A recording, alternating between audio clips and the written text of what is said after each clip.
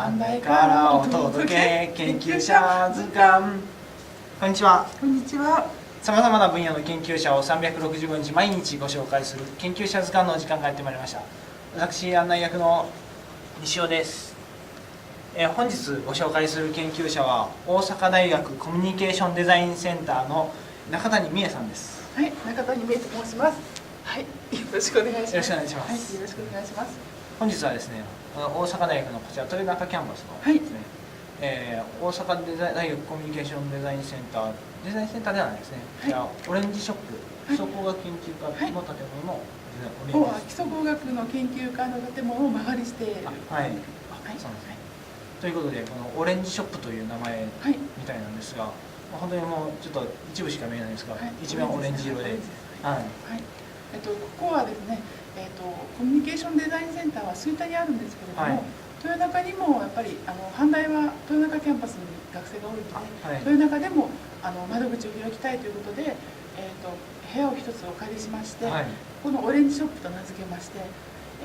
こで講義をしたりセミナーを開いたりワークショップを開いたりします。ここは、コミュニケーションデザインセンターはアクセントカラーというかキーカラーがオレンジになってますので、全てポイントポイントにオレンジを使うようになってまして、カ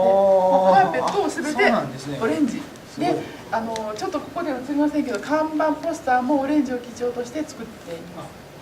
でセンターは、単に座って聞く講義だけじゃなくて、演劇とかダンスとかそういうのも講義入ってますので、そういうことができるようにカーペットで靴を脱いで上がるようなスペースになっています。じゃあこちらどちらかというとワークショップといいますか、そういったところの活動を非常にやりやすいように。はい、そうです。なるほど。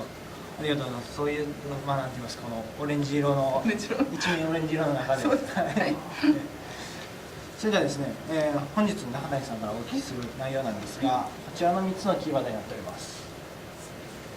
では早速1つ目からお聞きしていきたいんですが、エンターテインメントコンピューティングということですね。こちらはどのような内容の研究なんでしょう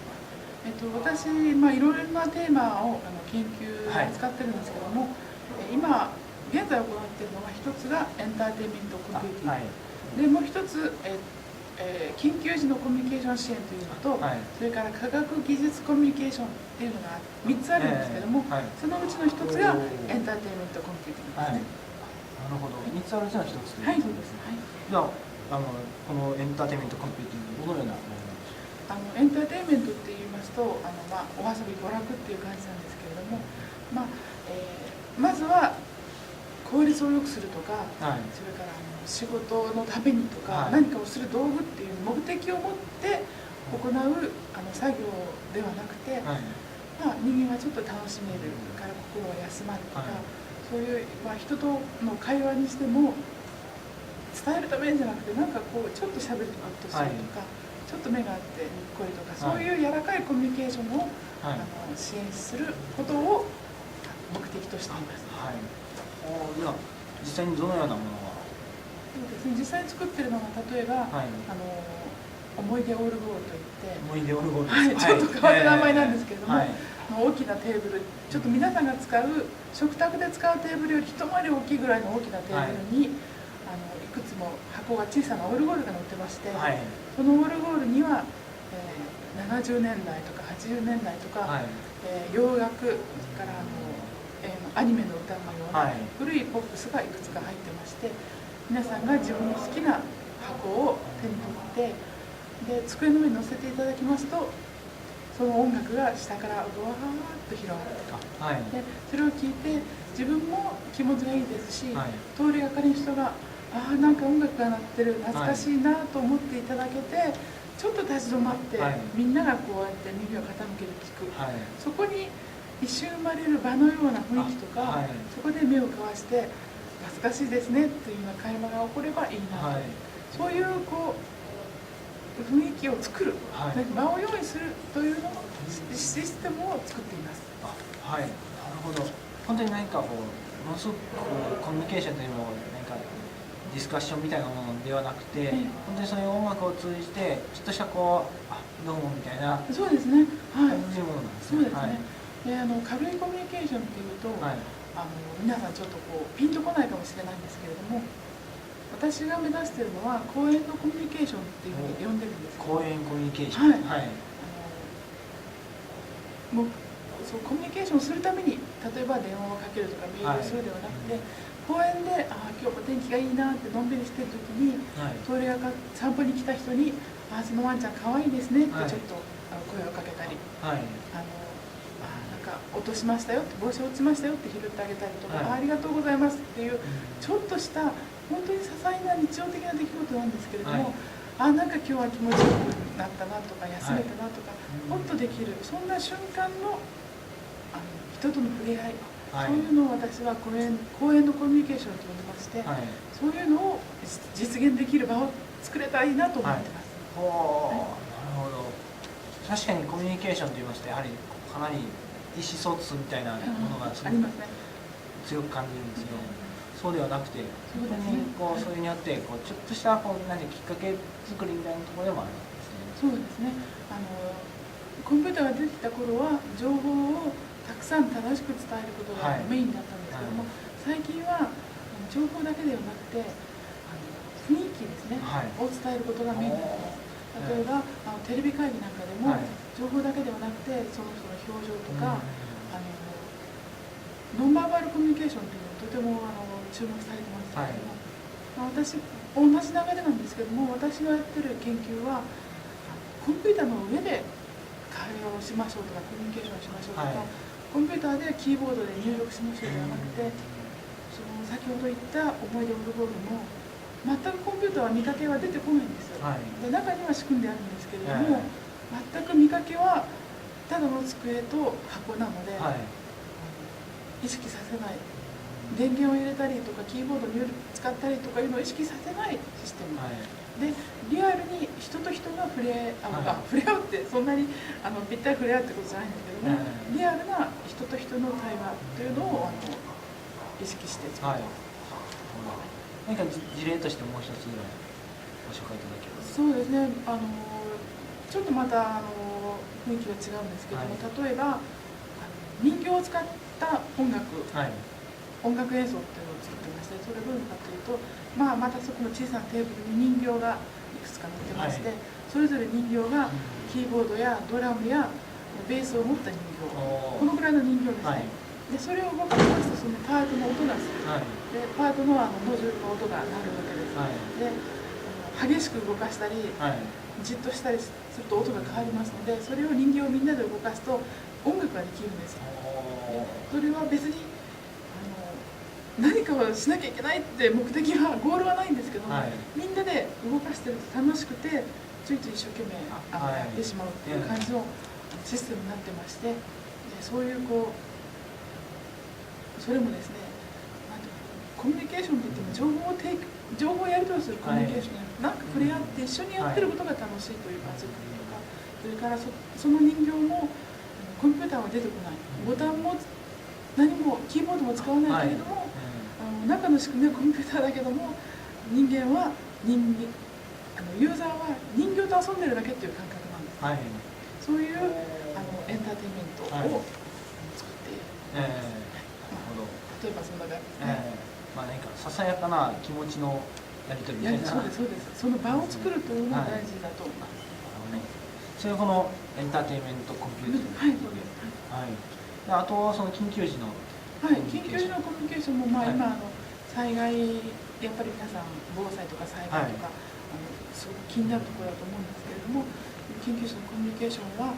緊急や災害事故火事とか起こった時に専門家の人、例えば消防士さんとか工場の管理者の方がすごい情報を処理していかなきゃいけないですね。それを支援する、これは本当に専門家向けのコミュニケーション支援ツールを作ったり、それから一般の人にその情報をどう提供するかっていうコミュニケーションを作ったりとか、そういうこっちはどっちかというと真剣に人を助けるためのコミュニケーション、それこそその情報というのをやり取りそうですそうです。もう完全にそんな感じですね。さっきのエンターテインメントとはかなり方向が違うシステムを考えています。なるほど。そういう意味ではすごく非常に特徴的な大きな2つの、相反するといったら違うかもしれないですがのコミュニケーションというものを支援するツールというのを作られていますね。あと、もう一つが、ね、コミュニケーションの、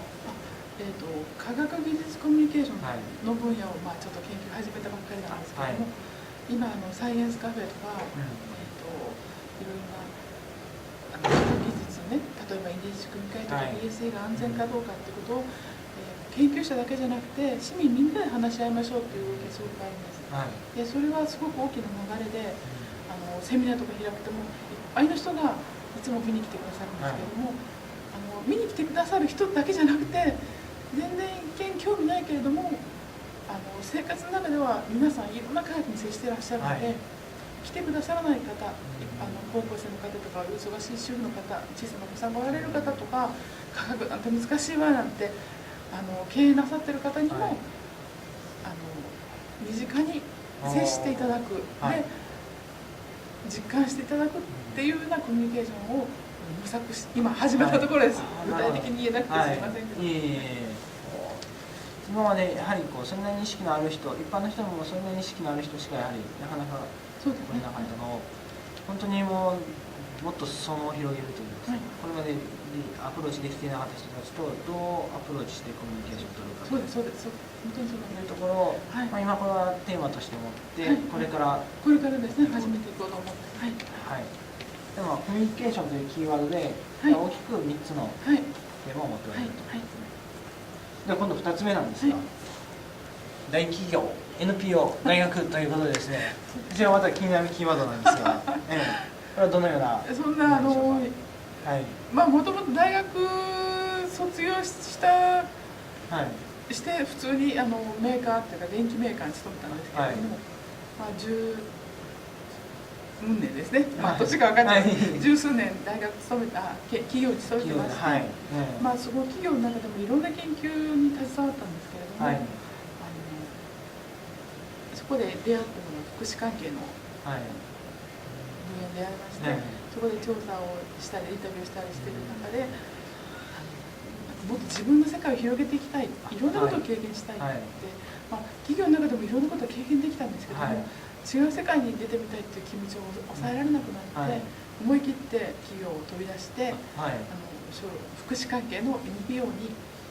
就職っていうことではないですけど、お手伝いに行くようになりました。それがこの企業、大企業そうですね。ということで、それはここの中に何か不満があったというのではなくて、新しいことをしたいというような。そうですね。だからもう同じことをずっと続けてでそれを極めるっていうのも一つの道なんですけれども、特に高齢者とお会いしてお話してる時に、人生80年だと思った時に、やっぱり一つのことしかしないともったいないと思うようになってしまって、飛び出しました。この企業、特に電機メーカー、大手電機メーカーとその NPO というのは相当その文化的というかさまざまな面で違いがあると思いますが、もう今まで大学も普通にストレートって言い方は変ですけども、ずっと小学校から大学まで普通に学校の生活を送って企業に入ると、本当に何ていうんですか、もう絵に描いたようなサラリーマンの生活しか知らなかった。そうですで知らなかったんですけれども、で企業の中でもやっぱり大きな企業になるといろんな総務とか事務とか分散されて、自分の仕事は本当に職場の中しか見えなかった。出張に行っても似たような人たちとしか接しなかったんですけども、NPO や福祉関係の仕事に接するようになって、いろんな世の中にいろんな仕事があって、いろんな人が住んでていろんな経歴の人がいるってことを、本の中テレビの中でしか知らなかったことを肌で感じて、ジムってこんなことするのかとか、手紙一つ書くんでもこんなことするのかっていうことが本当にもう実感できて、すごい勉強になりました。ある意味でこんな人生経験をこの年になってこんな人生勉強させてもらってと思うぐらいいい経験で、それが私の今の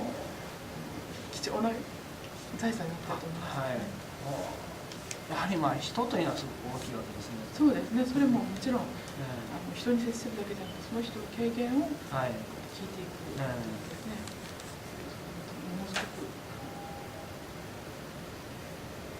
一言ではちょっと言えないですけど、単にコミュニケーションで言ってしまうと会話しなきゃいけないとか、話さなきゃいけないとかそういう感じですけども、会話とかコミュニケーションっていう捉えない、丸ごとね、一緒にいる、一緒にいて何かを一緒にするだけでもいろんな経験になる。それこそ先ほど少し出ていた場とか雰囲気というものの重要性があったわけですね。はい、なるほど。じゃあ大企業からもいろいろなことがしたいということで、全く違った環境に飛び込んで、そこですごいいろいろな経験をされたということで、そこからまた現在の大学に行って。そうなんです。これはNPO にいたんですけれども、知り合いの大学の先生に誘われまして、最初のうちは週の半分だけっていうことで、週の半分大学、週の半分はNPO でやっぱり続けてたんですけども、何年かしてるうちにだんだんこう、大学のウエイトが大きくなってきてしまって、でこのコミュニケーションデザインセンターですね、今のこの所属に入るのをきっかけに、全く大学の方に移ってしまって、今 NPO の方は時々顔を見せに行く程度になってしまいました。今はこうやって大学に席を置いております。大学のこういう研究の世界というのはまた新しい。そうですね。しっかり大学学生としては大学経験してたんですけども、研究者としてはまた違った側面が見れますし、こういうコミュニケーションデザインセンターっていう、文系も理系もいろんな経験ができる、いろんな人が来る学際融合的な部分ですので、いろんな経験ができて、非常にここもまた人生の大きな時期、一つの時期になってると思います。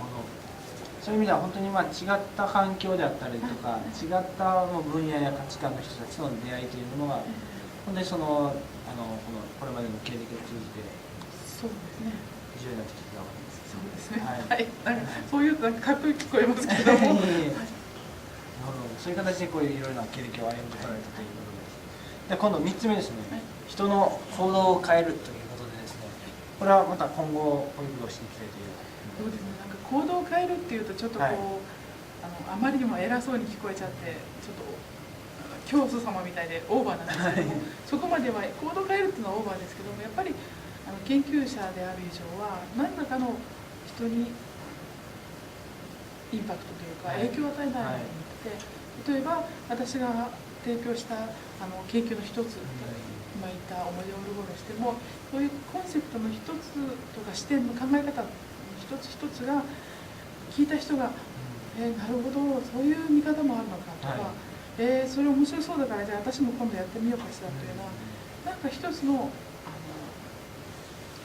心に残る言葉とか、転機になれたらいいなと思ってます。で特に科学コミュニケーションなんかは、科学としては皆さん授業でも聞いてる、新聞でも読んでる、知ってるんだけれども、その知識と実際の生活ですね、家に帰ってご飯食べたり作ったり寝たりという生活とが今やっぱり乖離してると思うんですね。得た知識がすぐ生活に結びつかない、そこを結びつけて科学とか技術とか知識を身近なものにする、でそうか、私がやってるこの生活はこんなものに結びついてるなって実感してもらえる、そういうところをもうちょっとこう突っ込んでいきたいなというふうに思ってます。科学コミュニケーションなんかでもやはり講義を受けて、例えば環境問題になったりとかした時に、なるほど、これは大事だなみたいなことをその時は思うんですけども、実際には家に帰ったら忘れてしまいますね。しますよね。だからそういうふうに家に帰ったらもう忘れちゃってまた次の競技っていうのではなくて、やっぱりその授業を受けたことで、そのセミナーを聞いたことで行動が変わる。今までプラスチックってお弁当のケースは燃えるゴミにしてたけど、ちょっと分別してみようかっていう、ちょっと行動を変えるようなことになるきっかけを私が作れたらいいなというふうに思ってます。その行動を変えるきっかけになるために何かちょっとキーになるかなと思うような今ですか、今言うんですか、そんな具体的には持ってないですけど、やっぱり研究者っていうか情報発信する人と受ける人信頼の距離だと私は思っているので、やっぱり今は研究者が喋ってみんなが聞いてるっていうのは、距離的には1メートルか2メートルでもすごくこう心理的な距離が遠いんですね。もっとこうそれこそ私は研究者が生活に降りていって生活の中で一緒に話して距離を縮めるってことがとても大事だと思うので、もうどんどん街に降りていって生活に入っていって研究者が降りていって話していくっていうのが大事かなと思ってます。なるほど。そういう先ほど最初の、一般の人をそういうところに呼びたいと、サイエンスコミュニケーションのところに呼びたいというところと結構通じるところもある。そうですね。はい。なるほど。ありがとうございます。まだまだいろいろとお聞きしていきたいんですが、お時間の方もやってまいりましたので、本日はこの辺りにさせていただきます。どうもありがとうございました。ありがとうございます。本日はこの3つのキーワードのお話をいただきまして、研究はこのエンターテインメントコンピューティング、それから他に災害時のコミュニケーションの支援だったりとか、科学技術のコミュニケーションということで、それでこれまでのこの研究に至るきっかけといいますか、大企業、大手メーカーからですね NPO に行かれて、そして大学に戻ってまた来られるということで、研究の世界に入ってこられるということで、やはりこういう環境をいろいろと経験して、そしていろいろな価値観、いろいろな分野の人たちと触れ合うという、どんどんいろんな人と会っていろんな経験をしたいということがやはり根底にある。そして3つ目には人の行動を変えたいということでですね、そのためには重要なのはやはり距離といいますか、実感してもらうということですね、が大事だということで、そういったことも今後取り組んでいきたいと思います。このような流れのお話をいただきました。いや、このエンターテインメントコンピューティングの講演のコミュニケーションですか、確かにちょっとした、例えばちょっと入った喫茶店の店員さんがすごく応対が良かったとか、そういう些細なことですごくその日一日気分が良かったりしますので、そういった意味でこれまでと、ある意味視点の違ったこのコミュニケーションというのかなと思いますので、ぜひですね、この講演のコミュニケーションをいろいろなところでそこらかしこりでさりげなくあるような状態が来たら面白いなと思います。ありがとうございます。ぜひ今後も研究を続けていただければと思います。それでは本日の研究者図鑑はここまでです。また明日お会いしましょう。さようなら。